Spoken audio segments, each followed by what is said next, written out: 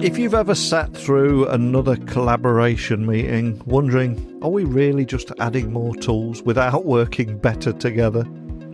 Well, hopefully today's episode will be a breath of fresh air. Because my guest is Christoph. He's the founder and CEO of a company called Arthur AI, a company that's building digital co-workers that don't just take notes or fetch data. They actually actively participate in meetings and decision making. So try and imagine having a trusted AI colleague who is quite comfortable talking to 50 people on your behalf, gathering insights, and then returning back to you and coming back with a clear, accurate report, all without the chaos and missed connections that slow large organisations down. Well, today we're going to dig into how Arthur is blending synchronous and asynchronous collaboration, the story behind the company, why their shared knowledge layer is the secret to breaking down silos, and how being model agnostic is letting enterprises actually choose the AI brain that works best for them. And my guest will also share his vision for the future, one where AI doesn't replace humans, but augments their capabilities, ultimately giving every individual the equivalent of a high-performing virtual team. But at the heart of it all is a story about solving the bottlenecks that have plagued big businesses for decades, and why this real shift might be less about replacing work or workers, and more about finally doing it well and together. But before I get today's guest on, I want to give a quick shout out to Careerist, who are the sponsor of Tech Talks Network this month and all 8 shows that we have here. And it's a message that I'm passionate about. So if you've been thinking, I want to work in tech, but I don't know how to code, then this is for you, because Careerist has built up one of the most accessible paths into tech. Their software QA engineering bootcamp is a great example, because in just 4 months, you'll get live training from experts at Google and Meta, not to mention hands-on practice and even a real remote internship to put on your resume. Plus, you'll work one-on-one with a career coach who will make sure that you're job ready. And here's the best part. QA is in huge demand right now. There are 37,000 plus open roles in the US alone, and average starting salaries go up to over $105,000. Now, Careerist graduates are already working at companies all across the country, and if you don't land a job within a year, you even get your money back. That's how confident they are. But seats for the next cohort close very soon, so please check the link in the episode description and see if Careerist is your launchpad into a tech career. But now, let's get today's guest on. It's time for me to beam your ears all the way to Vienna in Austria, where Christoph is waiting to speak with us today. So a massive warm welcome to the show, Christoph. Can you tell everyone listening a little about who you are and what you do? Hi, Neil. Thanks for having me. I'm Chris. I'm the founder and CEO of Arthur. We work on solutions for enterprises that use AI and other emerging technologies to enable better collaboration and more alignment. Well, thank you so much for joining me today. One of the things I always try and do on this podcast is try and find out more about the origin story of my guest, because I think very often we celebrate that big success at the summit of the mountain, but not that big climb up. So tell me, what was the motivation behind creating Arthur AI? Is there a story there, and how does it address the growing demand for more effective collaboration in large organisations? We seem to have more collaboration tools than ever, but we've still not mastered that. So tell me more about the origin story and the problems you set out to solve. Yeah, I think you have to go really far back in my case, actually. So I come from the south of Austria. And if you know this area, it's, the landscape is beautiful. But if you're a teenager in the early 2000s, and if you're interested in technology, you don't really have anyone around you there that is building products or is really working in this field. Everybody that was smart around me when I was younger, it looked like they were either a doctor or a lawyer. It was just a world that was so far away from me. And I remember vividly, I was so in love with the internet and, video conferencing back then was kind of just on the rise and growing. And I really became obsessed with technology that would allow us to work together more effectively over longer distances or also in more complicated setups. That's really the way how I got into collaborative software, or software that's intended to help you to collaborate more effectively. And ultimately also why I started Arthur itself. And for people hearing about Arthur for the very first time, you introduce digital co-workers that actively participate in meetings and decision making. So for anyone listening, hear about you for the first time, tell me about that, and also how these AI systems operate in real time without disrupting human workflows, which is quite a tricky balance, I always imagine. But tell me more about that. Definitely. Yeah, so our idea is really to think about how does AI need to behave, not so much as a function or a tool, but rather as a participant in your meetings or in your workflows.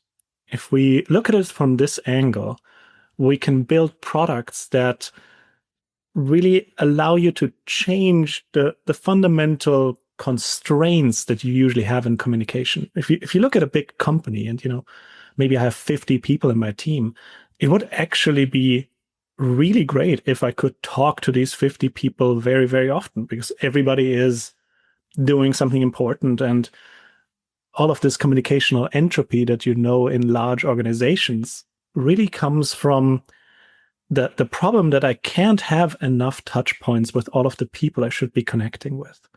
And now what we thought is, can we build something where you can task an AI coworker to go out and conduct a set of interviews with these 50 people? Maybe I'm working on a strategy and I need this input, but I don't have time to have all of these conversations in depth.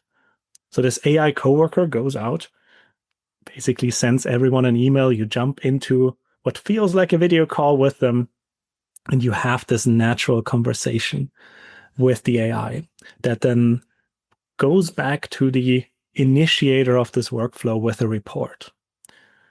And the magic here is really that we can make everyone participate and we can have everyone's voice heard in this process, whether you're more of a quiet person or more of a, extroverted, louder person. Everyone gets a chance to speak to this AI assistant that goes out and kind of acts like a chief of staff.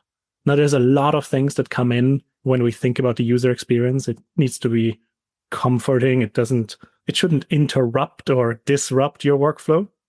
And we spend a lot of time figuring out this balance between making it natural and intuitive to work with this digital coworker.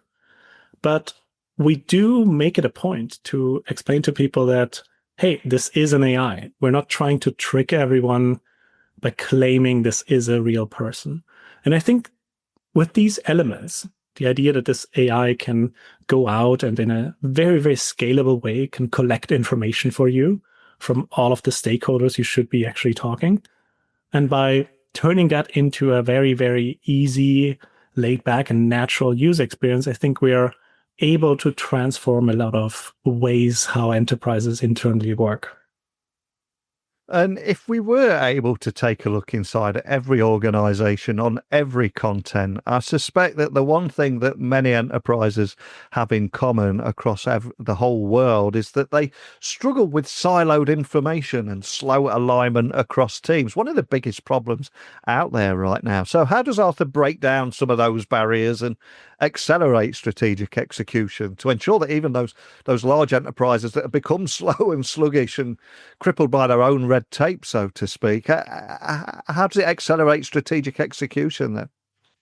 Yeah, so one part is just enabling more communication, but you really need this second part, which is the underlying, quote unquote, brain that powers our system. So we've built a shared information layer where every single one of these digital coworkers, they write to a shared database everything they know about the company, these strategic decisions, everything that they collect. And they're able to, in real time, read up on this again.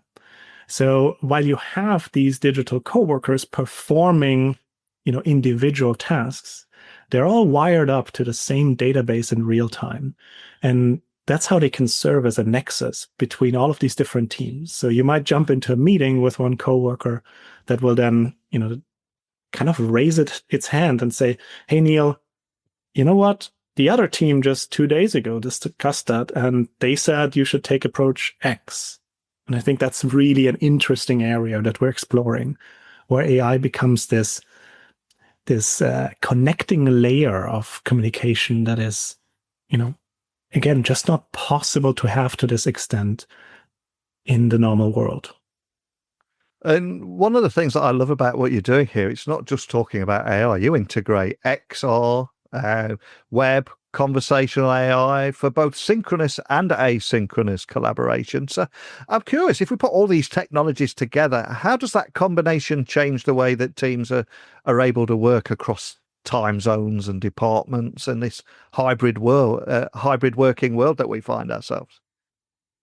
Yeah, we think it's really important to mold the technologies into experiences that actually make sense for the users. So instead of just throwing technologies at people, we think of what do we need to build in order to make one particular process faster, better, or more informed.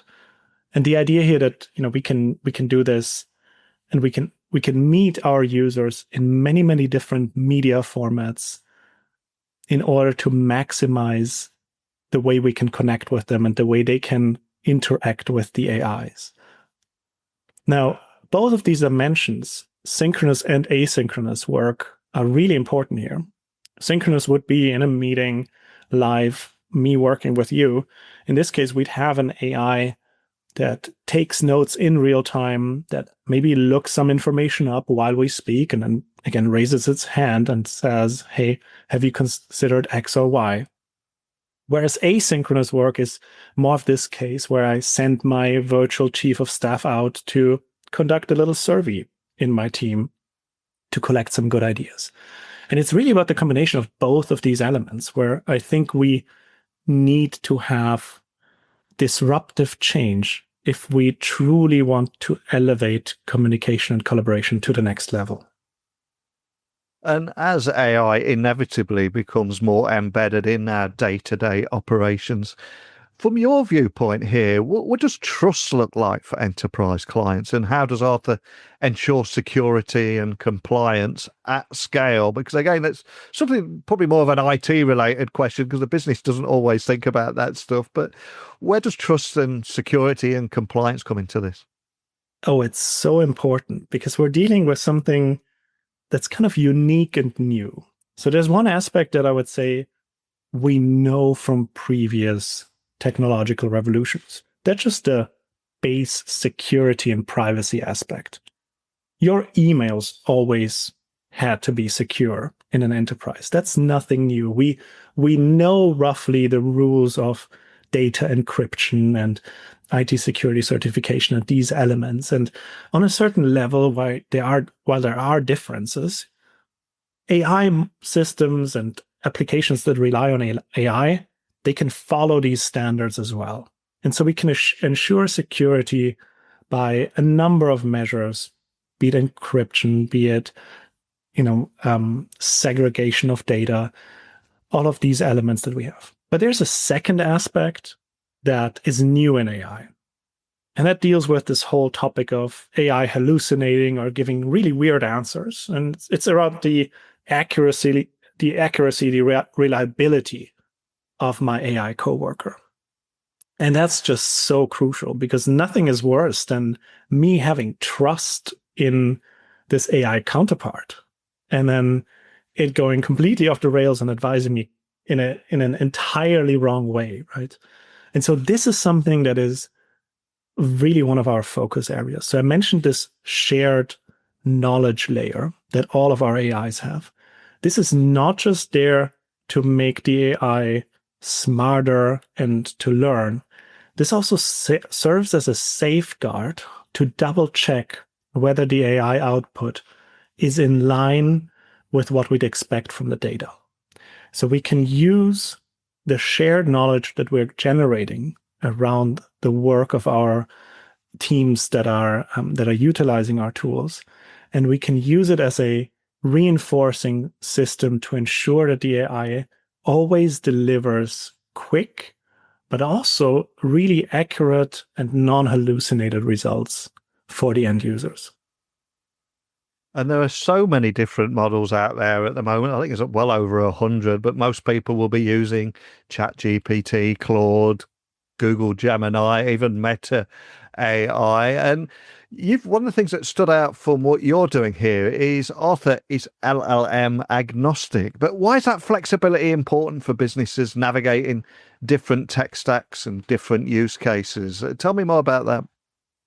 I think it's essential because every day you have almost an announcement of a new LLM or a new model that can do something unique that might be better in one use case than another. And every single one of these models is created by a different entity that might have certain specific goals in itself. It might be an open source model being freely available, one where you can kind of look into, or it might be a closed source model by a provider that wants to build a business. And I think it's really important for enterprises to be able to judge themselves who they want to work with. So we've put a lot of effort into providing this optionality. We wanted our enterprises that work with us to be able to pick and choose, maybe even pick multiple ones for different tasks, and deploy the AI that they feel comfortable with, that they might know, or maybe even deploy their own AI model and make it come to life with our system. So it's really, really important from a security aspect, but also from a risk management perspective to provide for this optionality. And a lot of our effort actually goes into ensuring that no matter which LLM you pick, you always have a great experience. And if we do dare look even further ahead, we've already got one eye on 2026 already. How do you see AI-driven collaboration? How do you see that humans and machines working together? How do you see that reshaping leadership, team dynamics, and indeed the overall structure of the digital workplace? I think we're seeing the first signs of maybe the largest transformation of work itself. And the biggest unfolding of what we as individual humans can accomplish, either individually or in a team. I know it sounds a little romantic, a little weird, but I would almost put it on the same level as discovering fire, because it's such a fundamental technology that allows us to create now so much more as a team. The way I see this unfolding next year, it's not going to be just a story of replacing human work. I think we're going to see augmentation rather than replacement, and augmentation at scale. We still want human intuition. We still want our ideas, our creativity. We want the stuff that is not so easily created by the training data these LLMs use. But we want to amplify and leverage this human creativity by ideally giving every single person a large virtual team. So you can kind of think of a person becoming a micro enterprise or a micro company in themselves. Suddenly my output can be measured as a team's output. I think this is what we're going to see for a while. And then for sure, we're going to see more and more autonomy, more and more agency evolving on the AI side. But I think we're going to be side by side with our digital partners here for a long time. And there's going to be many years where we augment ourselves and kind of work in tandem with these digital coworkers. And I, for one, find it both refreshing and exciting listening to you today, hearing you talk about augmentation, not replacement. And it's also great to hear about an AI-driven collaboration and how you're building technology ultimately to make AI work for everyone. Incredibly refreshing story. We don't see enough of stories like this on our newsfeed. But what excites you about the future, what you're building and where we're heading? Anything in particular that's really excites you at the moment? Oh, I think there is a lot of aspects other than just language. Yeah. That is that where we're seeing AI able to produce something that we kind of never thought possible. And I think what really excites me is the technologies that are now derivatives of this AI breakthrough that we didn't even think about. So one example is Google just recently revealed an AI system that can build in real time a 3D world, like a video game that's interactive.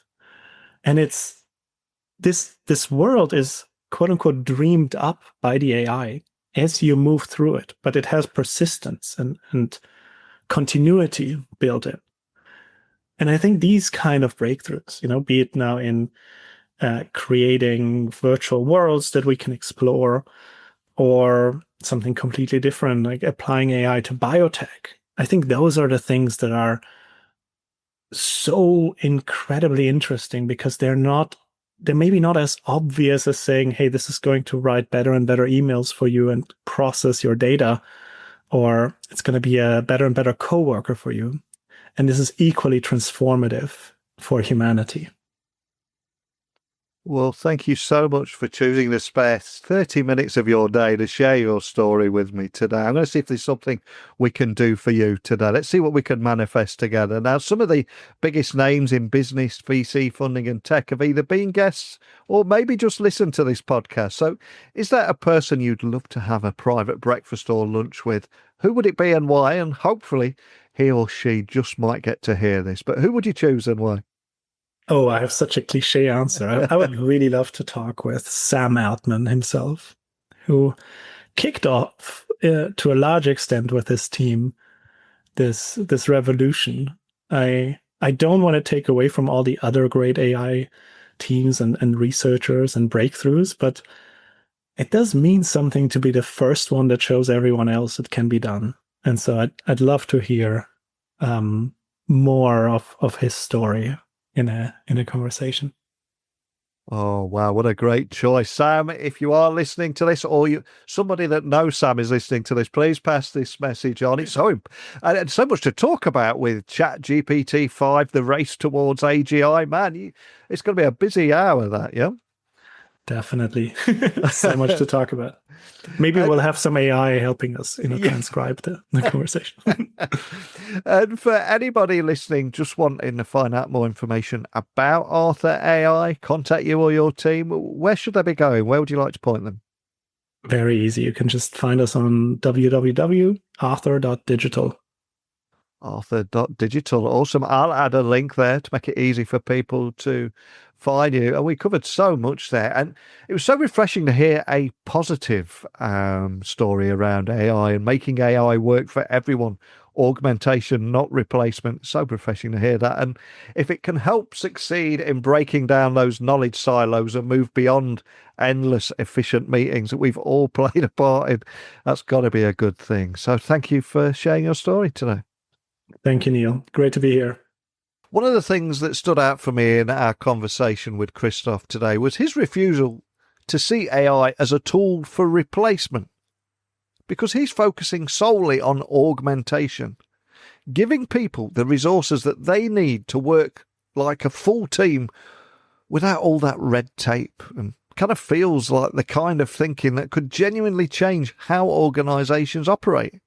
And Arthur's digital co-workers, they're not just about efficiency, they're making sure every voice gets heard, not just the loudest voice in a meeting room, and that every relevant piece of information gets shared, and the flow of insight never stops at departmental walls. So from tackling that very human problem of communication in organisations, siloed information, and designing trust, security, and accuracy into every interaction. This clearly isn't just AI for AI's sake. It's about solving a real problem, crafting experiences that fit naturally into how people already work, all while quietly removing some of the barriers that are holding them back.